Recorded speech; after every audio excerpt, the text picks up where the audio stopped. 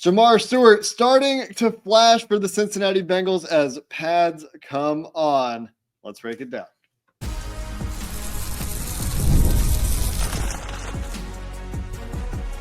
You are Locked On Bengals, your daily Cincinnati Bengals podcast. Part of the Locked On Podcast Network, your team every day. What up, Bengals fans, and welcome to another episode of the Locked On Bengals podcast, part of the Locked On Podcast Network, your team every day. He's James Rapien. I'm Jake Liscow. We've been covering the Cincinnati Bengals here on Locked On Bengals since 2016, and we're here with another training camp recap video for you as the Bengals put the pads on Monday and got through another day here down at Paycor Stadium. And, well, Shamar Stewart starting to show up, starting to show those flashes as the Bengals had to move the second part of practice into their indoor facility. Rain started to come down, lightning in the area. Unfortunately, we had an obstructive view for part of that, so we don't have the full notes that we would normally have. There were a couple 11-on-11 periods that we didn't get to have a great view of at the end of practice, James. But what we did see when they went inside in particular, they were doing red zone work, and Shamar Stewart really starting to show up with a number of plays with the second team at that point. Shamar Stewart starting to show up. We hope you show up. Jake didn't know I was doing this. We'll see you Saturday after Bengals practice at the Holy Grail, our official Locked On Bengals meetup. Official. 8:30 p.m. Eastern. That's August 2nd. That's Saturday. Jake will be there. All the way from Canada, Jake will be there. I know a lot of you have been asking, hey, are you guys going to do something? It was so much fun a few years ago. Well, Jake's back, and so is a Locked On Bengals meetup. Again, 8:30 Saturday.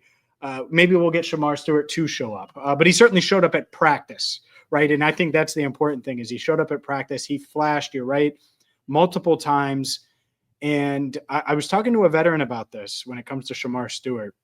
And it's something that you pointed out shortly after he was drafted.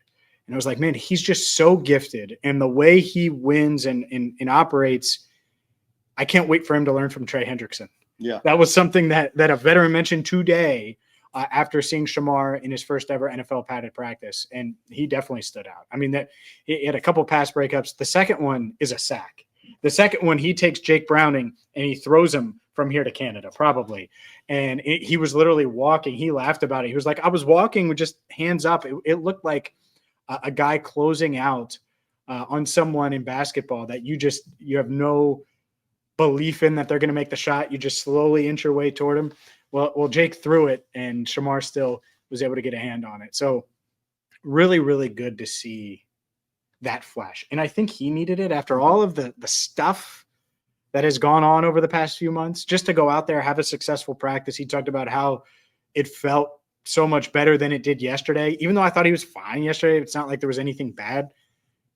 Having those splash plays today, I think, is going to help his confidence and remind everyone why the Bengals drafted him 17th overall. I think he was just a little bit gassed yesterday. If he's talking about, feeling better today than yesterday, he played more today. Pads were on. He did more. It was climate control today too. That maybe helps a little bit once you get inside and they moved out of the rain. But there was the pass breakup, which was a clean pass breakup. Then the next play, like you said, there's a bootleg that there's no help on the back end for Shamar Stewart. Shamar recognizes that the quarterback still has the ball. That's either a sack or a throwaway, like you said.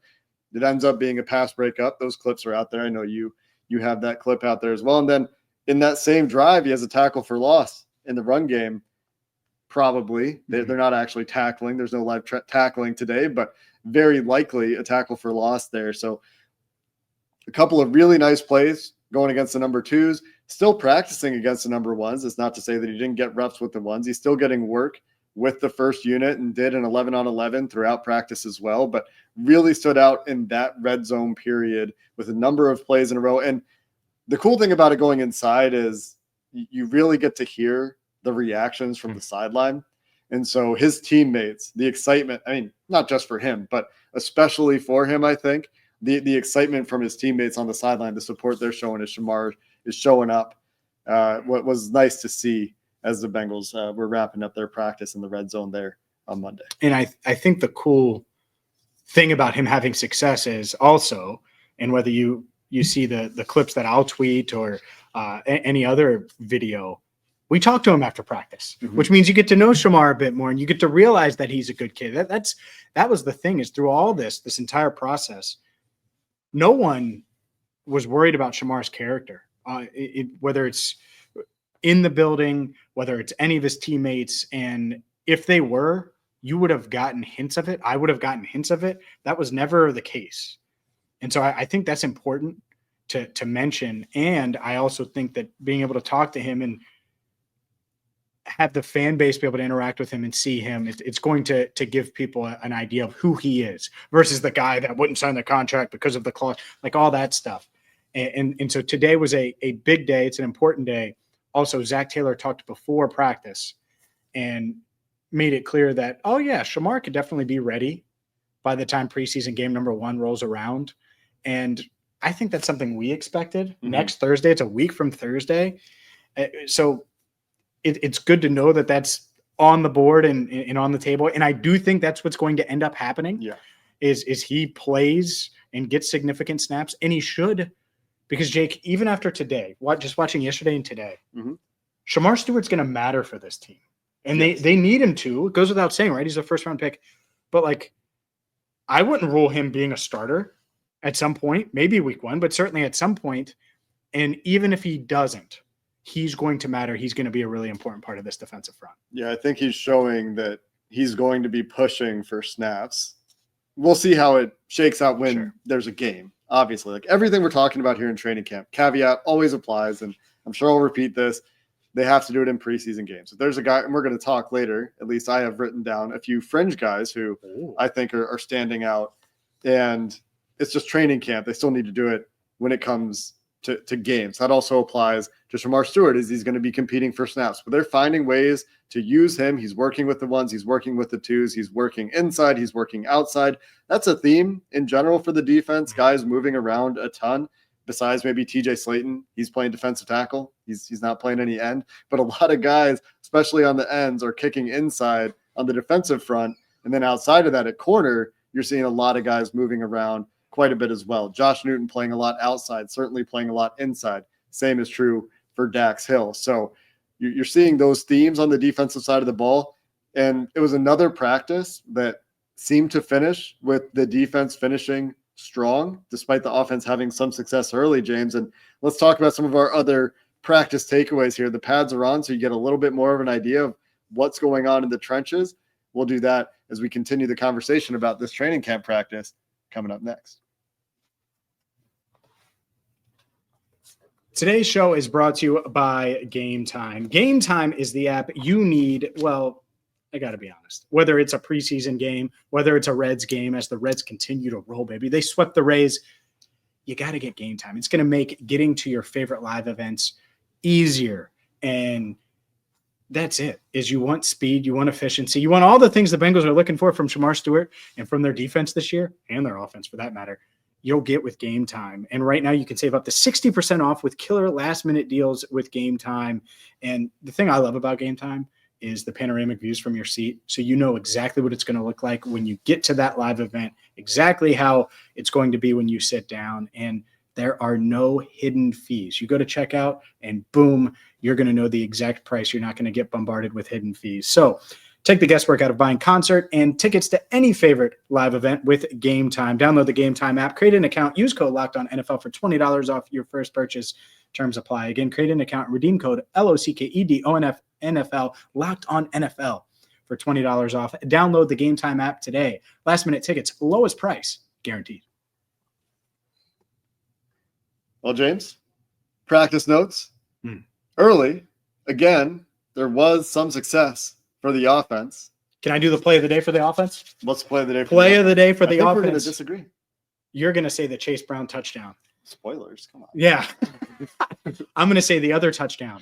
And this is indicative of how good the defense was, is I knew which play he was going to say, and he knew what play I was going to say. There's two. Because there's two touchdowns.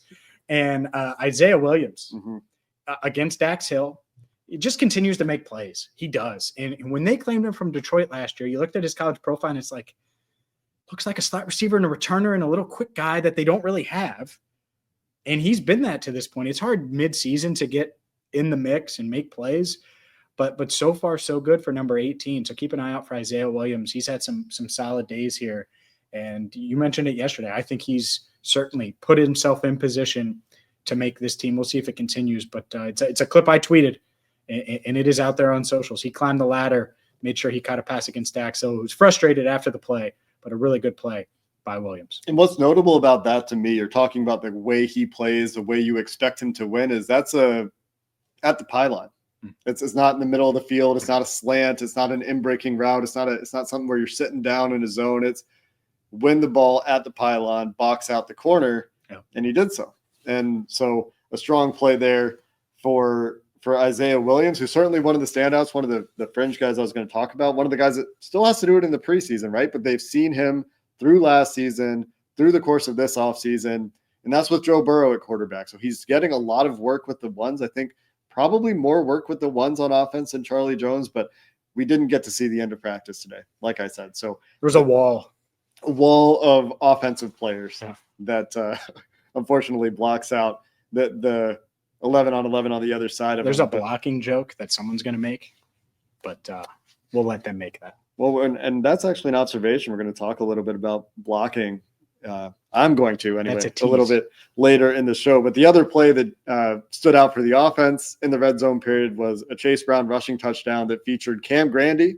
Speaking of fringe roster guys who I think is making plays consistently throughout training camp, another guy who's going to have to carry it through the preseason, but they knew him last year. He played in the regular season for the Bengals last year. I think he's almost at this point in my mind, he's a lock for the roster unless things go really off the rails for him. But he was in that Eric All role on that Chase Brown touchdown run in the red zone where he cut across the formation and was moving with the direction of the running play, makes a key block on Joseph Osai to seal the edge. You also had Dylan Fairchild pulling on that play, making a nice block. You had Amarius Mims washing out a defensive tackle inside. You had Drew Sample getting to the second level. Nice block on a linebacker there. So a few blocking highlights in a day that generally I thought the defense had more wins, especially on the interior in the pass rush. And that was more visible throughout the rest of that red zone period.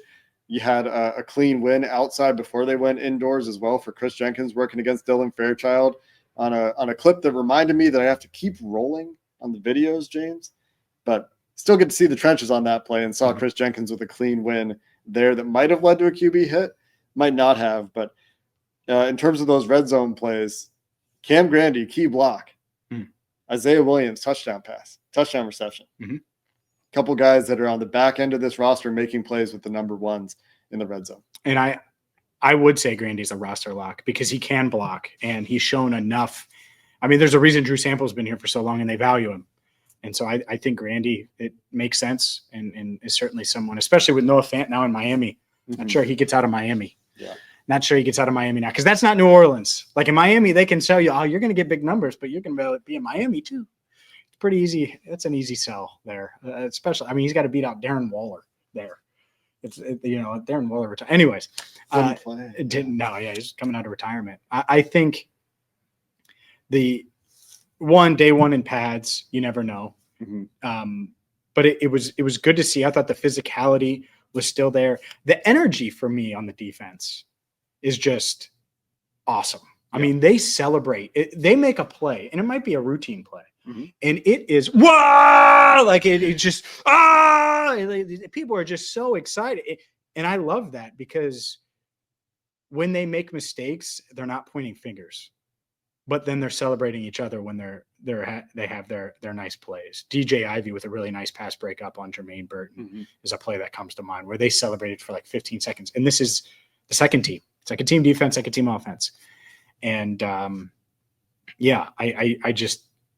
I think that's great to see back-to-back days where the defense is dominant in the red zone. A few days ago, it was the other way. The offense just carved them up in the red zone. And so the Bengals defense has responded in a big way, and they do it in the first day of pads. Do you want to break down your play of the day? I did buy play of the day. Did you? Chase Brown touchdown? Did you break it down? Yeah, talked about Cam Grandy on the block. Oh, that's talked right. About what Dylan Fairchild good. Pulling. Yeah, we got all the Okay, good. You know why? Because I need to talk about the real play of the day. Okay. The real play of the day is tweeted from our official Locked On Bengals account. Jake, do you know what play it is now? Well, Jake with the hands. I'm videoing, and I get my left hand out there, and Jake goes, just my ball. His ball. And so that's the play of the day. Check it out on Twitter, on X, and that doesn't get much better than that. That really is the play of the day. We had already been rained on. We had already transitioned from outside to inside. The elements, all that stuff didn't get in the way of Jake making the reception on the sideline, which is really big time. And honestly, after those 2 touchdowns for our plays of the day, I think that's the best offensive play we saw. There was I think that there was a nice play to Jamar Chase outside, the one that I stopped recording too early on. That catch is out there, but that was outside. That was outside. Yeah. There were a few nice plays for the offense outside.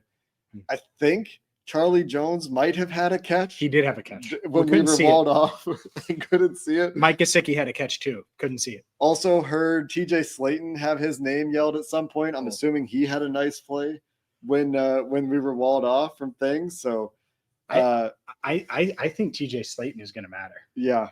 We'll continue with the rest of our post practice observations and takeaways here coming up next. Hit the fantasy thing real quick. Fantasy. This episode of Locked On Bengals is brought to you by Yahoo Fantasy. Fantasy football is back, and whether it's trash talking like the Bengals defense, they talk a lot, baby. Yeah. Or it's me trash talking Jake in fantasy, which I will certainly do. Yeah. You need to get in on all of the Yahoo Fantasy football action right now. And I'm playing on Yahoo Fantasy. I'm sure you will too. And whether you're a first timer or a veteran, Yahoo Fantasy has something for everyone. And the beauty of Yahoo Fantasy is it's simple. It's easy. Everything is right there for you. They've been doing it so well for so long. My first fantasy league was in Yahoo Fantasy, the Chad T.O. year.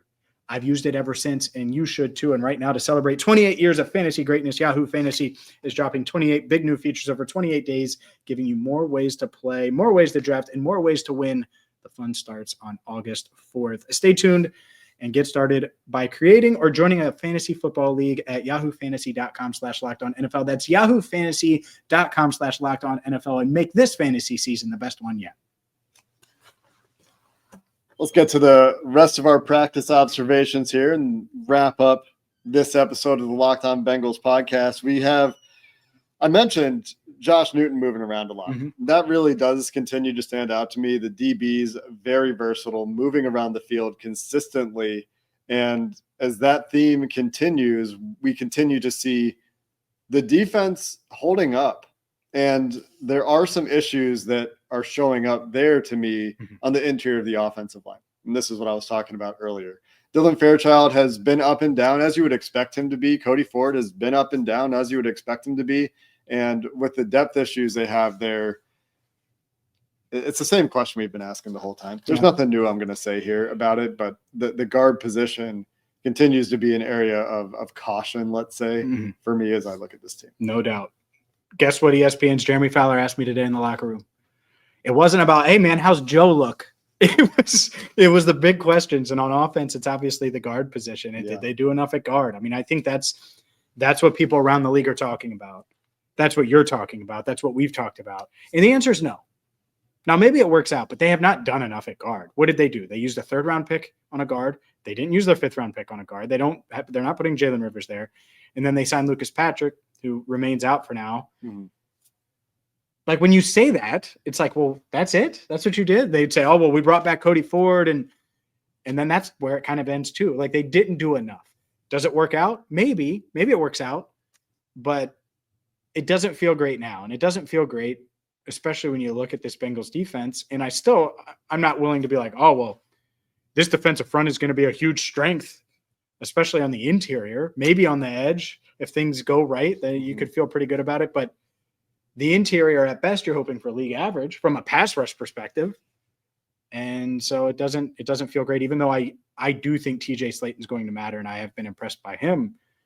They have not done enough to address the guard spots around Joe Burrow and Ted Karras. And I do think that Chris Jenkins has taken a step as well. At Feels least that's like how it appears. We'll see how it goes against other teams for all these guys, right? This is always the caveat that applies. But Chris Jenkins, with the number of pass rush wins in the 2 days that I've been here, James, with pads on, especially noteworthy that those things start to mean a little bit more. We might see some one-on-ones on Wednesday. We didn't see any today. Ooh. A little bit of a teaser there for those of you who are looking to attend some camp practices. I guess, wait, are they off Wednesday? No. What day is it? Today's Monday. They're off Tuesday. They're off We're back tomorrow. Wednesday. Yeah. Days are still a struggle. We're getting better, though. But we're going to see you Saturday. I know that. That's the day I do know. That see day you Saturday. is the weekend. Holy Grail. Did you know that Jake's going to Saturday is show the up on weekend? Thursday. I'm just going to be camped out there. I'm not going to miss it. I'm just going to sleep there. It'll be fine. But I do What think day is it? that we're seeing potentially some improvements from Chris Jenkins. He's talked about the fact that he's feeling healthy, has use of that thumb that he dealt with all year last year. Yep. Being able to use your hands, obviously a big deal in the pass rush. What else stood out to you, James, as you were watching practice today? Yeah, I think outside of that, Evan McPherson had a miss on Sunday. He had another miss on Monday. That I thought was good, but apparently wasn't. Yeah, it was a hair off apparently. But overall, I think Evan McPherson is checking the boxes, and especially because there is a long snapper battle that we don't. I mean, unless you have something on it, there's not much on that right now. That's a huge battle because the Bengals, they know Evan. They believe in Evan. They think the tweaks he made are going to make him and help him become a real weapon. But again, like he was during these runs, deep playoff runs for the Bengals a few years ago. But the long snapper issue needs to be solved, whether it's Cal Adamitis or whether it's the undrafted free agent that you just looked up, I hope. Oh, I didn't. But his name is William Wagner, named, of course, that's for right. the pitcher, Billy Wagner. Yeah. I don't know if that's true. It's not. I don't think it is. But William Wagner, top long snapper on the Bengals big board. He was the top long snapper on the Bengals big board, so you never know. He might be the guy. My last note today is I talked with someone with the team on the way back into the stadium and just asked a little bit about some undrafted guys. And a couple guys standing out so far to keep your eye on. Jordan Moore, the wide receiver from Duke. Caught a touchdown today.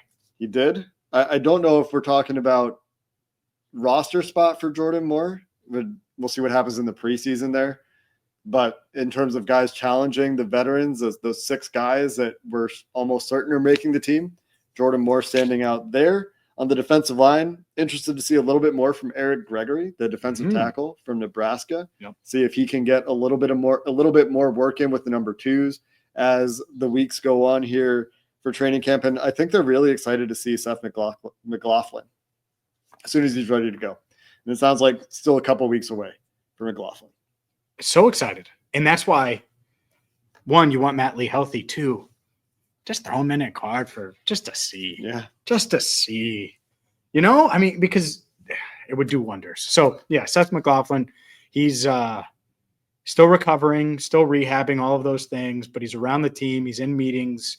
And, I'm hopeful that we see him. The other note for me, I talked to Eric All in the locker room. He's progressing well.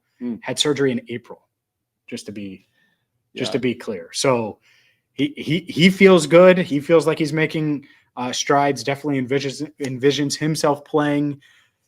He didn't rule out this year, of course, but I think that's a mindset where it's kind of unknown at this point. I don't expect him to play this year, but I just want to see him healthy a year from now for training camp because we know what Eric All can be. So he's been at practice. He told me he's going to be around.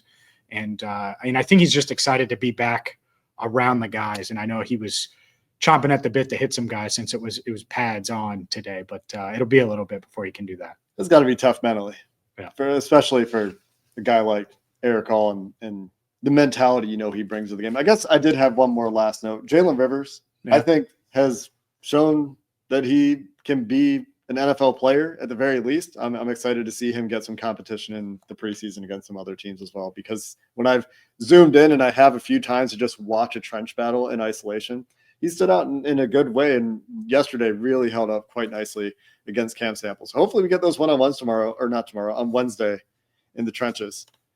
There's no practice tomorrow. Don't show up here tomorrow. But there'll be no one here. We're going to be here, and we're going to be there Saturday as well. We're with you all week long. So make sure that you subscribe on YouTube. Make sure you check us out wherever you get your podcast if you haven't done that. And that's going to do it for this episode of the Locked On Bengals podcast. Until next time, thanks for listening. Hooday, and have a good one. What day is it? I don't know, man. I forget.